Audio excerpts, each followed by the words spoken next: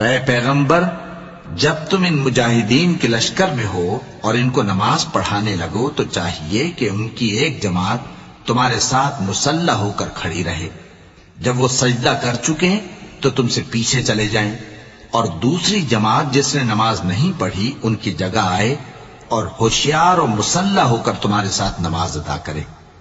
کافر تو چاہتے ہی ہیں کہ تم ذرا اپنے ہتھیاروں اور سامان سے غافل ہو جاؤ کہ تم پر یکبارگی حملہ کر دیں، اور اگر تم بارش کے سبب تکلیف میں ہو یا بیمار ہو تو تم پر کچھ گناہ نہیں کہ ہتھیار اتار رکھو، مگر اپنا بچاؤ ضرور کر رکھو۔ اللہ نے کافروں کے لیے ذلت کا عذاب تیار کر رکھا ہے۔ پھر جب تم یہ نماز تمام کر چکو تو کھڑے اور بیٹھے اور لیٹے ہر حالت میں اللہ کو یاد کرو۔ پھر جب تم مطمئن ہو جاؤ تو پورے آداب کے ساتھ نماز پڑھو۔ بے شک نماز کا مومنوں پر اوقات مقررہ میں ادا کرنا فرض ہے، اور ان کفار کا پیچھا کرنے میں سستی نہ کرنا۔